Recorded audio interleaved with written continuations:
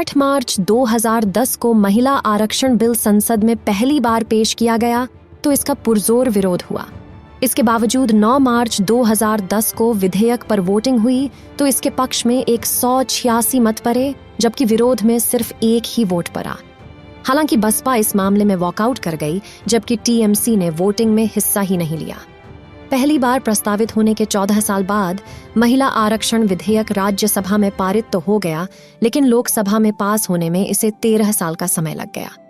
संसद के विशेष सत्र के तीसरे दिन बुधवार को लोकसभा में नारी शक्ति वंदन विधेयक पास हो गया। बिल के समर्थन में 454 और विरोध में 2 वोट पड़े। गुरुवार को राज्यसभा में बिल पास हुआ तो राष्ट्रपति की स्वीकृति के बाद यह कानून बन जाएगा। बुधवार को बिल पर चर्चा में 60 सांसदों ने अपने विचार रखे। गणेश चतुर्थी थी, कल संवत्सरी थी, कल नए सदन का पहली बार कार्य का श्री गणेश हुआ और कल ही के दिन वर्षों से जो लंबित था वो महिलाओं को आरक्षण अधिकार देने का बिल इस सदन में पेश हुआ। माननीय अध्यक्ष जी, आपके माध्यम से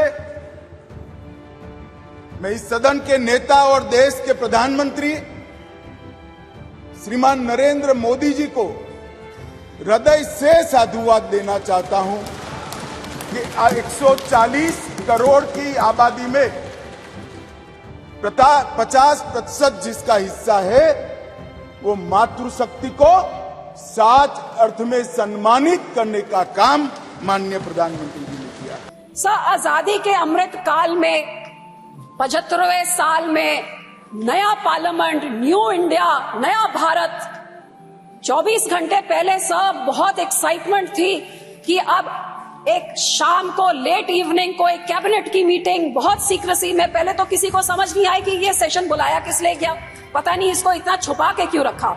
उसके बाद एजेंडा क्या है, एजेंडा किसी को नहीं दिया। उसके बाद लेट इवनिंग कैबिनेट मीटिंग में क्या हुआ किसी को नहीं बताया। What was this shroud of secrecy for? नारी शक्ति वंदन विधेयक समाजवादी पार्टी की हमेशा से यह मांग रही है कि पिछड़ा वर्ग महिला तथा अल्पसंख्यक महिला को भी इसमें सम्मिलित किया जाए, इसमें उनको आरक्षण दिया जाए। लोकसभा और विधानसभा में तो यह बिल लागू होगा, लेकिन हम ये पूछना चाहते हैं कि राज्यसभा और विधान परिषद में भी लागू होगा कि नहीं लागू होगा।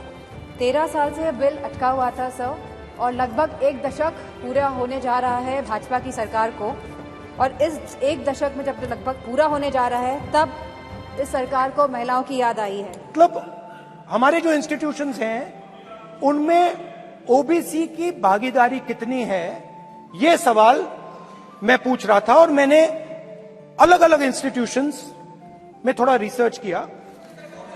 All 15 members of the Constituent Assembly who were women rejected the demand for any special women's reservation on July 18, 1947. Member activist Renuka Roy noted that Vijayalakshmi Pandit has not been selected because she is a woman, nor was sex made a bar to the appointment. It is her proven worth that has been responsible for her appointment to the high office of ambassador to our land. The demand for special reservation is an insult to our intelligence and to our capacity. So sure were our founding mothers that this great land would not deny her women their rightful place based on merit. But alas, it is 75 years later.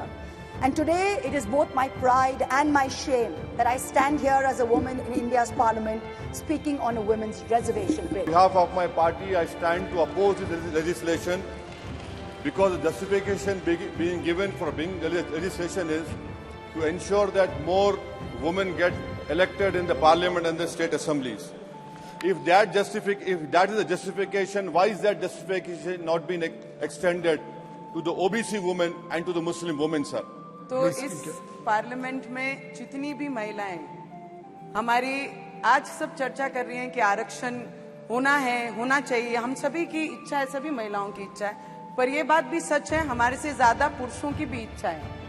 ऐसा नहीं है कि पुरुषों की इच्छा नहीं है कि हमारा आरक्षण इस पार्लियामेंट में आना चाहिए। उसका सबसे बड़ा उदाहरण अगर कोई देता है तो देश के प्रधानमंत्री देते हैं कि उनकी जो इच्छा, उनका जो सपना है कि महिला इक्वली में ट्रीट हो, उनका सिर्फ भाषण में मान सम्मान ना हो, उनके अधिकारों के लिए भी उनका बिल ये पार्लियामेंट में आना चाहिए। इसलिए इस देश के हमारे आदरणीय प्राइम मिनिस्टर जी का भी दिल से मैं धन्यवाद करूंगी। सभ्यता में ये भी मान्यता है कि नव भवन में जब प्रवेश होता है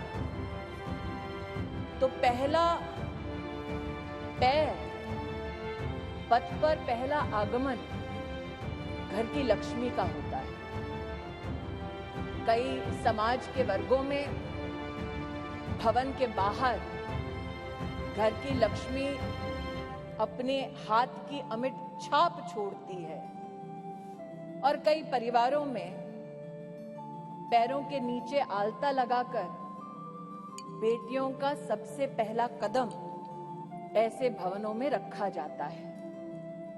और अगर संविधान की मर्यादा की दृष्टि से देखें तो लक्ष्मी ने संवैधानिक स्वरूप लिया है इस अधिनियम के माध्यम से, जिसके लिए मैं सरकार का, इस सदन का और पीठ का विशेषता आभार व्यक्त करती हूं। मैं नारी शक्ति बंधन अधिनियम 2023 के समर्थन में खड़ी हुई।